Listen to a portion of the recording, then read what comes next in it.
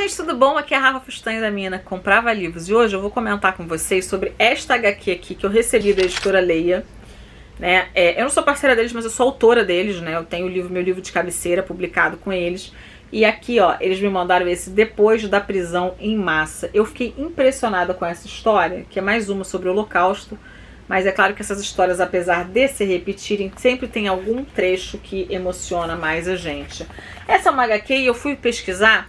Ele foi lançado primeiro como um livro. Ele demorou até para ser lançado, né? Porque o autor não queria se abrir e tudo. Foi só depois de ele ir num programa de entrevista e tal que ele achou que era necessário contar a história dele. O livro foi um sucesso. E aí esses dois que são os ilustradores, o Arnaud Delalande e o Laurent Bidot, acho que é assim que fala o nome deles, que são dois franceses, eles acharam a história incrível e quiseram transformar em uma HQ.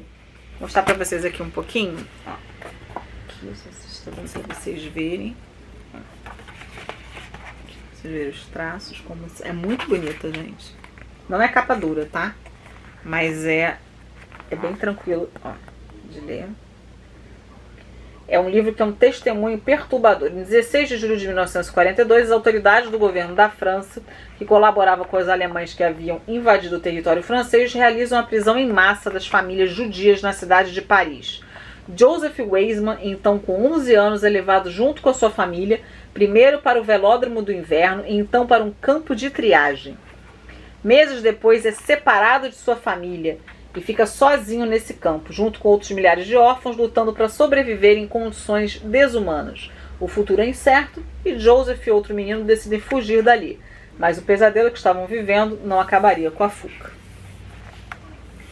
É uma história forte, é uma história daquelas, lógico, obviamente, que se você gosta de histórias de Segunda Guerra, né, e de sobreviventes, você tem noção do que aconteceu. Então aqui tem tudo aquilo, né, de repente eles começaram a perceber que as coisas estavam piorando, de repente eles viram que as pessoas estavam contra eles ou neutras. A neutralidade, na verdade, não existe. A neutralidade era, né, não se envolver para não acabar sofrendo as consequências. Eles acabaram sendo presos sem saber por quê. A família inteira foi presa, levada para esse velódromo de inverno. Começaram a ver ali que tinha um atendimento da Cruz Vermelha no início, mas depois era tanta gente que eles não conseguiam dar conta da quantidade de gente que tinham para eles atenderem. Eles acabaram depois sendo separados, né, naquele estilo você sim, você não, você, mas sem saber qual era o critério utilizado, que não fosse o critério da maldade, de separar suas famílias, de, enfim, né, de nunca mais verem, de não saberem se vão sobreviver, de serem mandados para campos de trabalho, na verdade campos escravos, né, onde eles ali tinham suas cabeças raspadas, pouquíssimo higiene, obrigavam-os a trabalhar com inverno rigoroso, com roupas muito finas, eles estavam sempre doentes. E aqui ele vai acabar fazendo uma amizade que é muito importante para ele.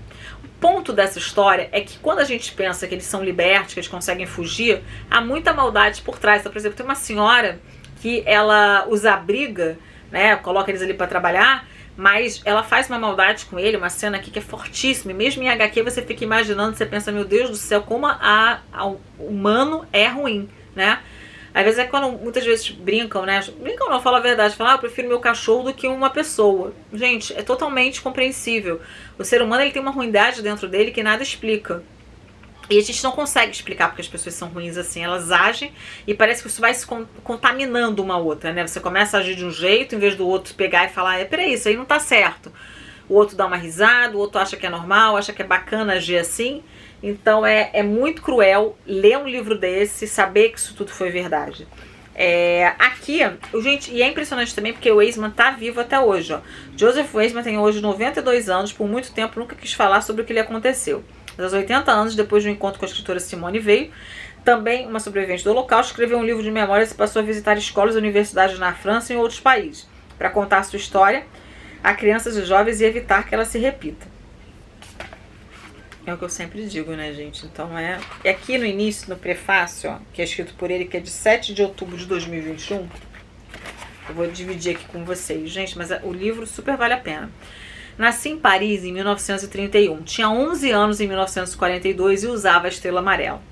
Eu, meus pais e minhas duas irmãs fomos detidos em 16 de julho de 1942, por ocasião de uma operação que ficou conhecida como La Rafle, e que significava prisão em massa.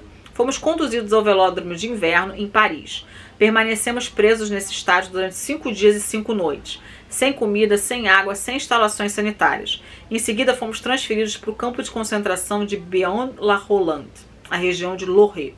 Após mais ou menos 15 dias, os membros da família foram deportados para o campo de extermínio de Auschwitz, na Polônia. Assim que chegaram, foram enviados à câmara de gás e em seguida levados ao crematório. Eu e meu amigo Jó, um garoto tão audacioso quanto eu, conseguimos fugir de Béon-la-Rolande. Fala assim, né, gente? Não sei francês. Apesar dos soldados, das guaritas e do arame farpado. A despeito do governo de Vichy, a população francesa não foi unanimamente culpada pelo que aconteceu. Em todos os países ocupados, a França foi o que teve a menor porcentagem de judeus franceses e estrangeiros deportados. É bom lembrar também que 75% dos judeus da França foram salvos. Em 1995, Jacques Chirac, então presidente, reconheceu enfim o papel do Estado francês nas medidas tomadas contra os judeus, admitindo que de fato o governo os abandonara, entregando nas mãos do ocupante uma parte da população que ele deveria proteger. Esse reconhecimento foi para mim um imenso alívio.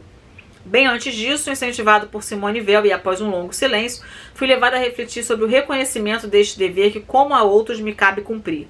O dever de memória, a necessidade de admitir que é preciso relatar o que vivi.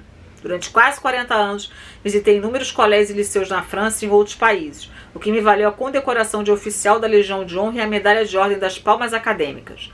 Em 2019, em Le Mans, minha cidade de adoção, o Colégio Villaret passou a se chamar Colégio Joseph Weismann, o que para mim é motivo de grande orgulho. A história que você vai conhecer também inspirou o filme La Rafle, que recebeu o nome de Amor e Ódio no Brasil, de Rose Bosch, lançado em 2010. Pareceu-nos indispensável publicar a sequência da história. Em colaboração com Caroline Andriot e com a editora Michel Lafon, escrevemos o livro Après la Rafle, depois da prisão em massa, publicado em 2011.